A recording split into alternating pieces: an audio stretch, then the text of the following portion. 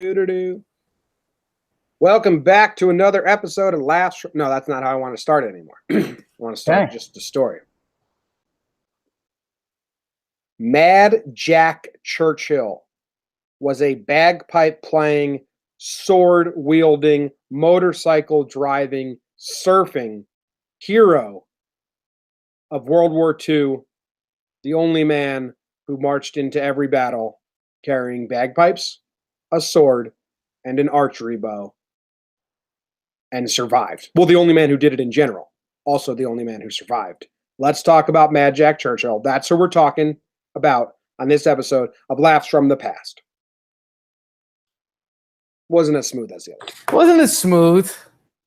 Wasn't as smooth as the other one. You gotta build the drama a little more. Yeah.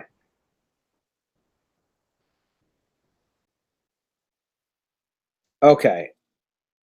Hold on. Maybe I'll try it again. Yeah, think a little more joking 30 for 30 style. Okay.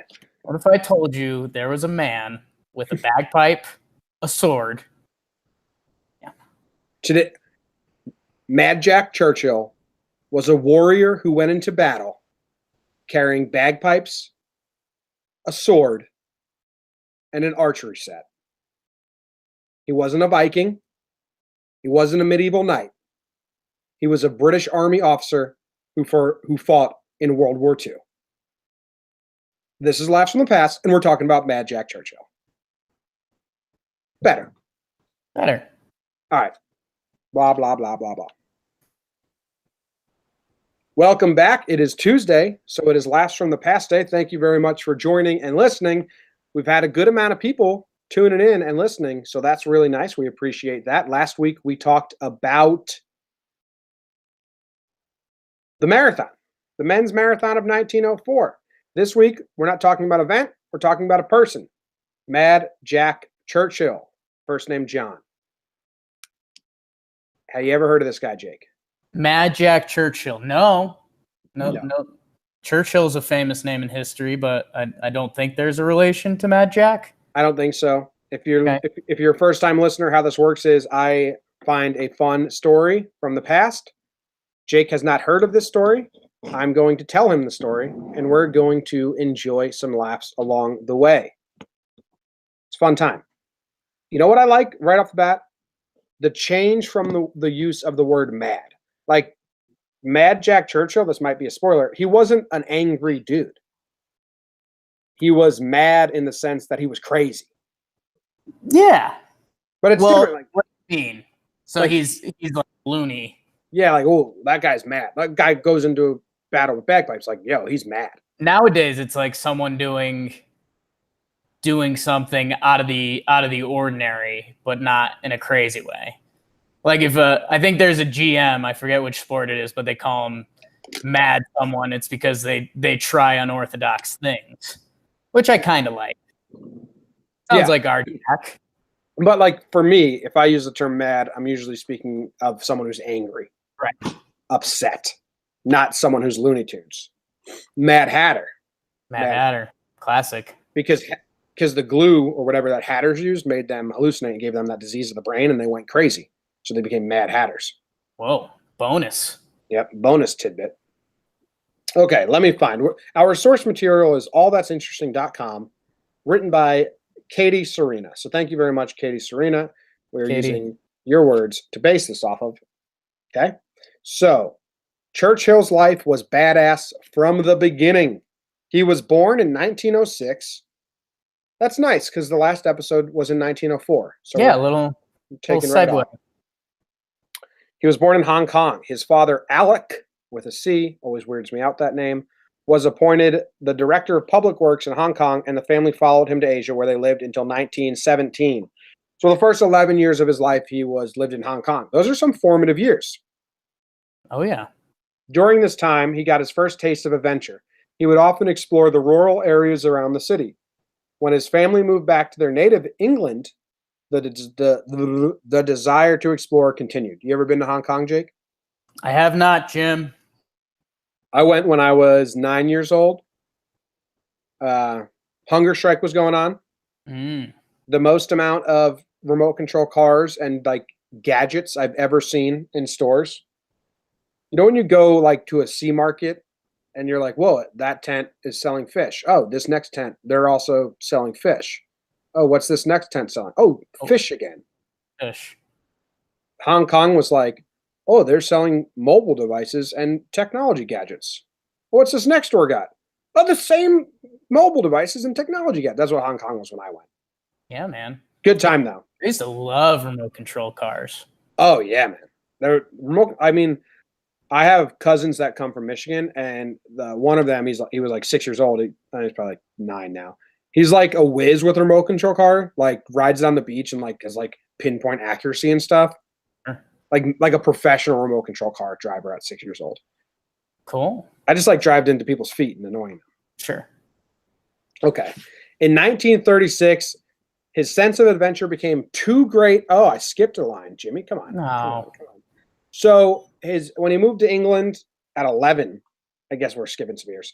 He entered the Royal Military College in Sandhurst and graduated in 1926. So at 20 years old, he graduates from Royal Military College, moving to Burma with the Manchester Regiment.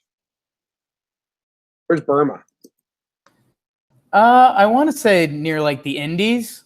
My only guess is because Alfred and Batman. That's where he tells the diamond story. I saw a child holding a diamond the size of a grapefruit. So that's for anyone listening. That's where I get my history from. Yeah, it looks like it's kind of by. It's like above. No. When you Google Burma map, it kind of sucks because it doesn't really show you anything. Some men just want to watch the world burn. I really like to give people that don't know. It's Myanmar. It's right next to India. It's India, Bangladesh, and then Myanmar, and then Thailand. So yeah, I had it. Nice, you got it. Okay, so he moved to Burma. So he got ties to Hong Kong and the Eastern world. So he went back. I like that. While in Burma, he rode his motorcycle up and down almost the entire country, exploring what it had to offer. He also learned to play the bagpipes while there. Talk about a bitch in time. Yeah, I mean, he's 20 years old in Burma, just riding like. I mean, part of the military, just cruising up and down, playing the bagpipes in his spare time. I didn't know Burma would be a place you learn the bagpipes. Doesn't feel traditional to me, but I don't know. That sounds a little cockeyed in my brain. Okay. In 1936, so now he's 30 years old, his sense of adventure became too great for the army, and he left, moving to Nairobi, Kenya. So now he's in Africa. Nice. While in Nairobi, he worked as a newspaper editor and a male model. Of course. Those jobs always go hand in hand. I was picturing Mad Jack as a pretty handsome guy on his motorcycle, playing the bagpipes. He was cleaning up in Burma, and he's like, give daddy some. I'll go to, where'd he go? Nairobi? Yeah. Yeah. And I'll just do my modeling editor job, you know? Mm-hmm. He also put his archery and bagpipe skills to work during his time as an actor. So now he's an actor as well. Newspaper editor, male model, actor, plays the bagpipes, does archery, rides a motorcycle. The coolest guy in all of Burma. A jack of all trades, if you will. Like, you know who that guy is. Again, this leads me back to how boring the old times were. Because like if you met someone now, you'd be like, wow, how does this guy have all the time to do this? Back in 1930s, yeah. I guess I'll shoot archery 2 hours every night until I'm good at it. Okay, a month later, yeah. It wasn't even a hobby because he competed in the military piping competition and took second place for bagpipes, and then competed in the World Archery Championships in Oslo, Norway. Gorgeous. His adventurous spirit was put on hold in 1939. So he's 33 years old. At the dawn of World War II. That's old to enter World War II, 39 years old. After Germany invaded Poland, he resumed his post in the British Army, this time as part of the British Expeditionary Force to France. During one of his force's raids, he ambushed a German patrolman, shooting him with a barbed arrow. His shot earned him the title of the only British soldier to have felled an enemy with a longbow during the war. So Mad Jack has the only bow and arrow kill in World War II. Also, probably the only attempted bow and arrow kill in World War II. He might 1 for 1. But hey. Well, no, I'm sure he's the only man that attempted it. I'm sure he attempted a lot. Right. But I'm saying as a person. So 2 questions here. Right. First, think about yourself as the German. You're fighting in a firefight, shooting bullets at the enemy, probably from some sort of rifle, machine gun. You get killed by an arrow. Yeah. Because an arrow doesn't kill you right away unless it hits your brain, maybe.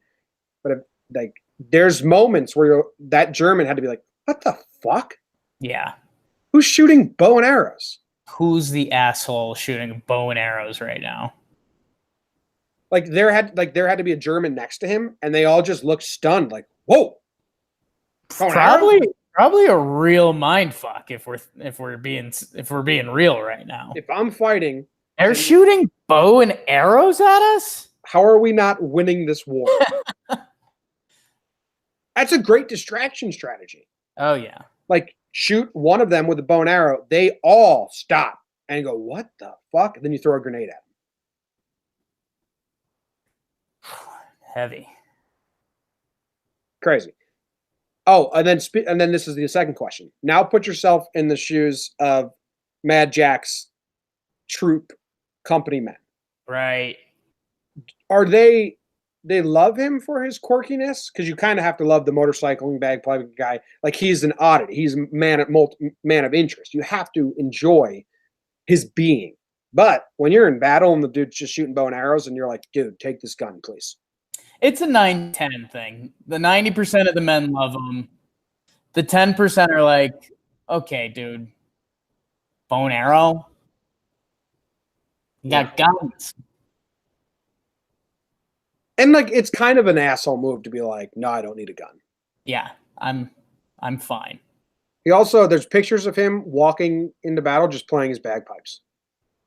Which seems like, hey, I mean, that's a pretty distinct sound, dude. And we'd rather the enemy not hear us. It's a power play. It is. Because then, play the bagpipes, the Germans got to be like, the Scottish are involved? Yeah. Wait, are we fighting the right crew, and what year is it? I thought we were trying to take the British company down. What's the Scot doing here? Why is there one Scottish guy playing the bagpipes? Bagpipes, so solemn too. I don't know, man. I think it's all calculated. I think Jack's a genius. Because I think he's playing funeral music, playing a funeral for the other side, welcome to your death. Could be, yeah, the funeral song. That's a different song. That's a trumpet. I couldn't even imagine trying to do the sound of bagpipes. You want to give it one more shot? I'm trying to think of.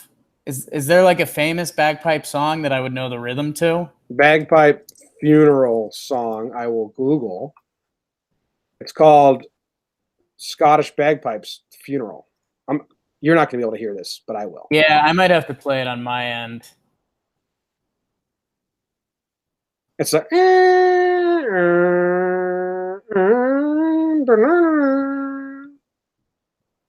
you'll hear it. I guess it's called Amazing Grace from Bagpipes. I'm going to play it on my end. All right, play it on your end.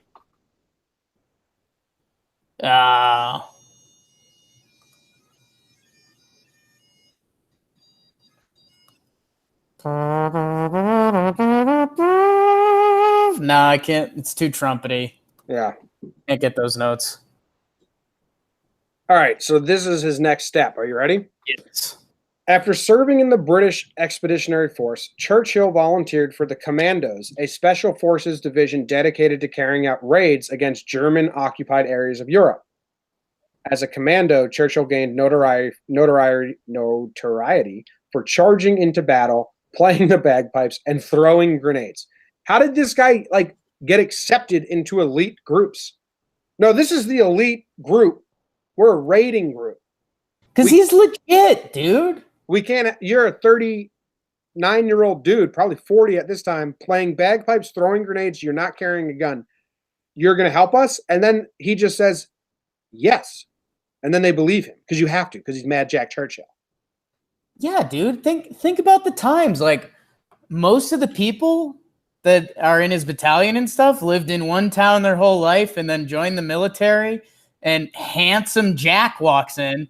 It's like, yeah, well, I grew up in Hong Kong and then I came here. I went to the military college for 9 years. I decided that kind of wasn't for me, so I went to Burma for a couple years, rode my motorcycle around, kept things cool, banged every woman in town. That kind of got old. So then I went to Nairobi and I did the same thing. Well, I ran the newspaper there and I modeled and acted too. Oh, and by the way, I'm the best archery guy in the world. That was his everyone was like, and I play a mean set of pipes. Yeah, everyone was like, okay, yeah, dude, your story's cool, but are you really this big war guy? And then he would do like a Legolas, like shoot an arrow and be like, you tell me, you want to find out? Crazy. Yeah. Churchill led the commandos across Europe from Norway to Italy to Yugoslavia, all the while armed with his longbow, bagpipes, and a Scottish broadsword. At one point, as he was marching through Sicily with only his sword, he and a corporal managed to capture 42 German soldiers. Imagine being captured by this dude. Sword and bagpipes, that's tough. For his service with the division, Churchill was awarded the Military Cross and Bar. He must have been very good with words as well. Spoke a bunch of languages. Had to be a trickster. Not a trickster, but like a con man of sorts. Like, he could sell you anything. Again, another potential George Clooney guy. This is, we cast it's just him with his bagpipe and his sword. He plays the bagpipe. He approaches these 42 German guys and says, here's the deal, fellas. You can all put your weapons down. We could take you prisoner and we'll treat you very well. Or me and my men are going to come in and slaughter all of you.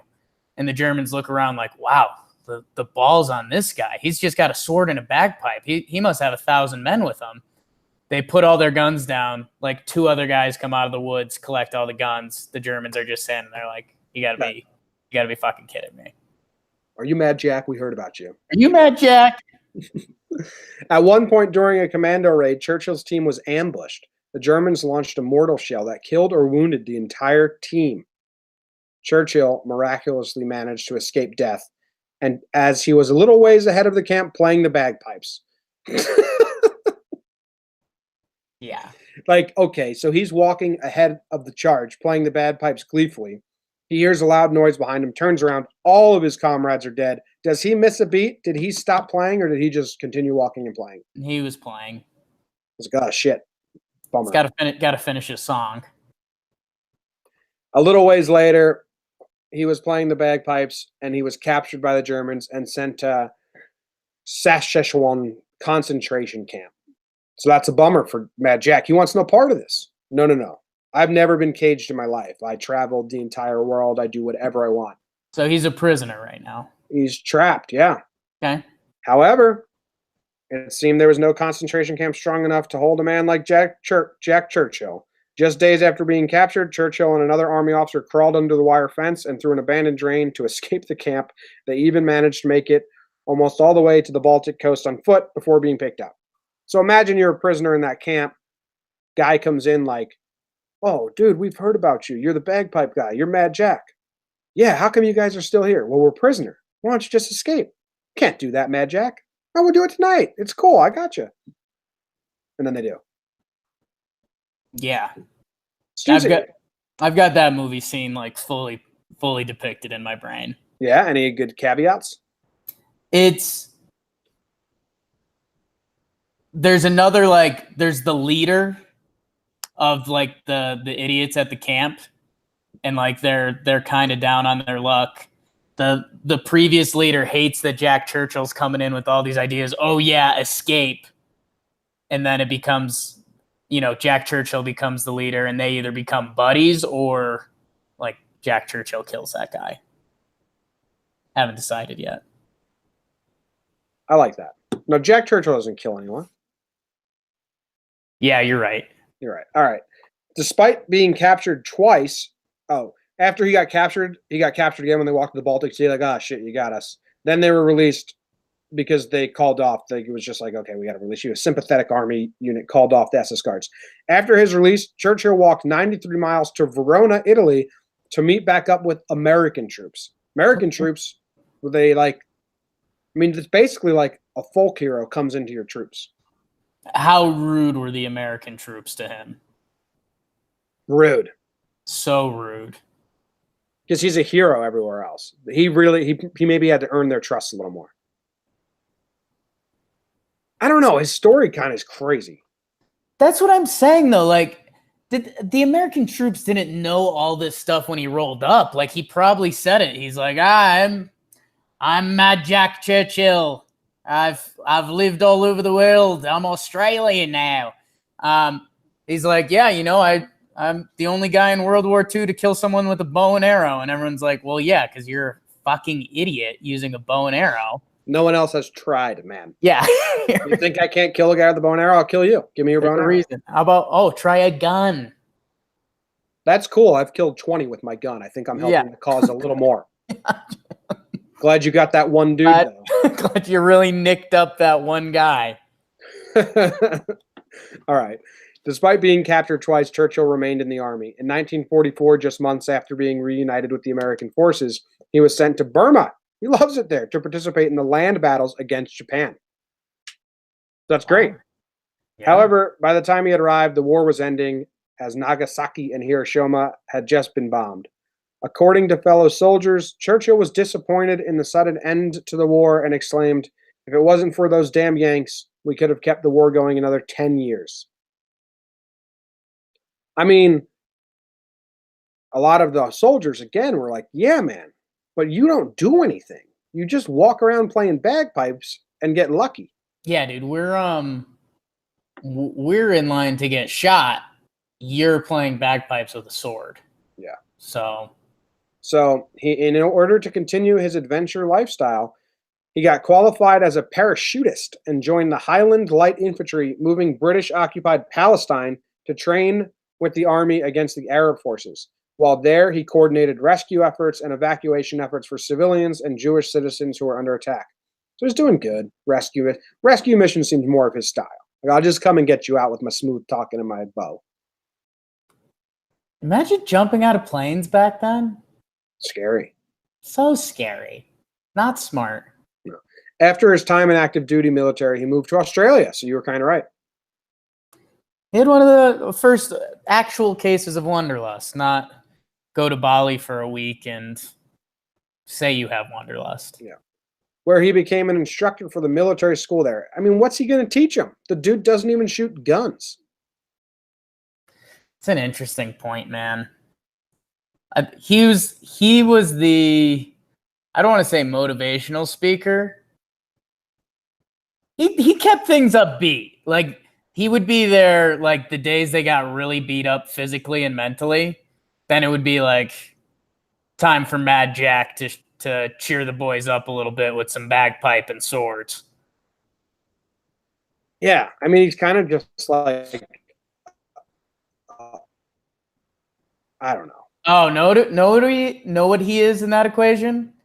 He's the college professor that you're excited about because you know you can get him on a tangent, and the class is absolutely shot. Like, it's just, you see the one kid turn around to his buddy behind him and go, "Watch this," and then he's like, "Oh, hey, Mr. Churchill, what was it like in Burma again?" And then it's just like, oh, well, there goes 2 hours. Yeah.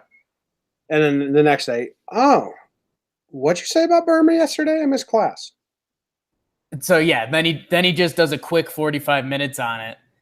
And then someone casually mentions, like, oh, imagine going to Nairobi. And then done. Done.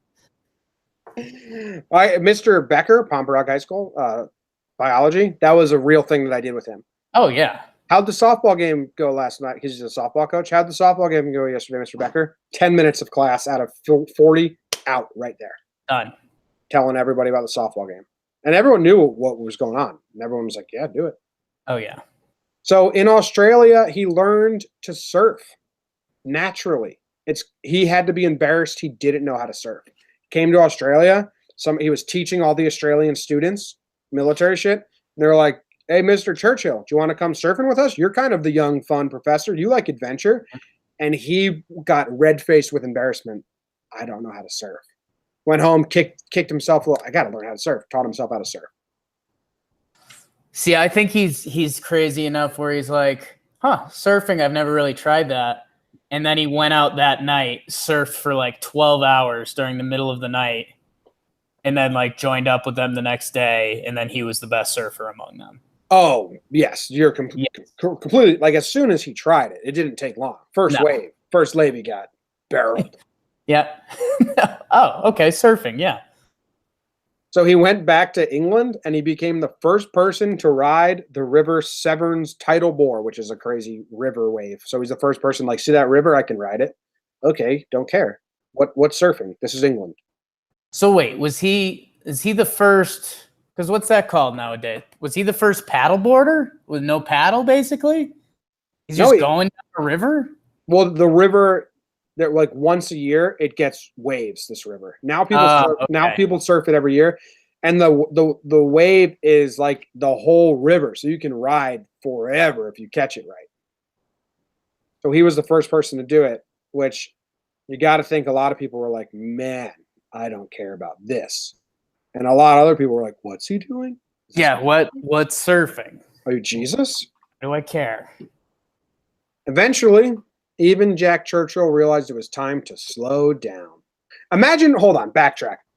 He left Australia just to be like, I think I can go surf that river in England. Oh, absolutely. And it was on his mind, and he couldn't like get it off his mind. It would be now the story's getting to the it's almost Leonardo Catch Me If You Can, but without stealing checks. Well, it's a little Forrest Gump. But it's a little bit like Jack Churchill was in the bar and he heard some Aussie say the word surfing, and then the next day they were like, hey, we need someone to go out to Australia to lead the boys down there. And Jack was like, all right. Yeah. Let's go. Eventually, Jack Churchill realized it was time to slow down, and in 1959, at the age of 53, he officially retired from the army. However, he always remained eccentric. Every time he would take the train from the city to his home, he would toss his briefcase out the window. Smart. When questioned why he would do such a thing, he explained to the conductors that he was simply throwing his briefcase into his own backyard, so he wouldn't have to carry it home from the station. That's just smart. This was an empty briefcase, and he's kind of he's a little self-aware. There's no, like, it had to get stolen. It's just a fun game. Throw it out the window, see if it's there tomorrow. Yeah, throw it near your house. Save yourself a half mile of walking with your briefcase. If it's gone, who cares? Because it's empty. Because what did he do? Why would Jack Churchill need a briefcase? Because he's Jack Churchill. Yeah, all right. Aside from throwing his personal belongings from moving train cars, Jack Churchill spent his retirement years sailing the Thames River. Thames. And playing with radio-controlled model warships. In 1996, at the age of 89, he passed away, leaving behind his legacy as one of the most eccentric badasses of all time. Not bad. So do you love Jack Churchill, or do you think he's kind of, come on, man? I love him hearing the stories. I think if I ever had to interact with him, I'd be like, yo, dude. But at the same time, I think a lot of people, that would be their natural reaction. And then Jack wins them over a little bit. Like, no, Jack, don't go talk to those 42 German soldiers. We're 4 guys. Yeah. It's like, no, I got this. I got this. Exactly. It's like you go to... It would be like I would go to a magic show, and I'm predetermined to hate the magician. Somebody Right. drags you to a magic show. I hate I'm not gonna like this guy. I hate magicians. I hate magic. Right. But Jack Churchill was the same way. I'm not gonna like this guy. He's annoying. He's eccentric. He's eccentric on purpose. But he would win me over. If there's anyone that's gonna win you over, it's him. So do we know how tall Mad Jack was? And I know this might only be important for you and me, but I'll Google Mad Jack Churchill height. I mean, I don't know if that's gonna. because I've got someone who I want to play him in his later years. Who? 1 second. You get. I can't find his height either. Yeah, I can't find it. So, I mean, there's pictures of him. So in his older years, I'm gonna guess he was 5'9". okay. In his older years, I want Christopher Waltz to play him Yeah, makes sense. because that's how I picture him talking. With a German accent? No, but very eccentric, a lot of arm movement, a lot of like, I can tell by the way I talk that you don't appreciate me or you don't believe me. But if you follow me for these next 20 minutes, then you will see why I am Jack Churchill. Yeah. I'm kind of getting a more like Prince Philip of England vibe, like very English. But he's not, but he can't even have that much of an English accent because he would live his first 11 years in Hong Kong. Hong Kong to, yeah, man. He had 9 years in London, basically, or not London, in England. And then he's back in Burma. So, yeah, he can't have a distinct accent. He's probably got a weird accent. He lived till 1996. That's crazy. So he has to have an interview, a recorded interview. Has to. But here's my question. Okay. Is he a badass or is he just an idiot? Now, like to quote Remember the Titans, which I've been doing for the last, there's a line between what is it? Crazy and there's a line between fuck. And you're flirting with it. So basically there's a line between badass and dumb and you're flirting with it. Is it badass to go into battle not properly weaponed? Because say he died. Right. You'd be like, okay, Darwinism. You're a fucking idiot, man. You walked into a war full of bombs, explosive, and guns with a bow and arrow and bagpipes. Yeah, I think depends who you talk to, man. I wouldn't say badass. I think he's a legend of sorts. Okay, I agree with that. Badass, like that article said badass. No, not badass. He's like an eccentric guy. a little bit of luck, a little bit of skill, just crazy enough to make it work. Yeah, agree with that. Cool. Awesome story. Yeah. What else we got? Final words? Do you want to summarize it? You want to movify it? The movie writes itself. It's What are you picturing the movie? You already mentioned a Forrest Gump type thing, which I get. I don't more Catch Me If You Can than Forrest Gump. Yeah, okay. Catch Me If You Can tone is better because you can't make it too serious and you can't make it too goofy. Right. Because there's no like Catch Me If You Can's good. Yeah, like it's one of those like every transition, like in Catch Me If You Can, like basically it's not a Forrest Gump silly scene. It's like Jack just raising one eyebrow, like surfing in Australia, huh? And then the next cut scene is him on a surfboard, like punching a shark in the nose. Yeah. Yeah, and it would be like an old movie.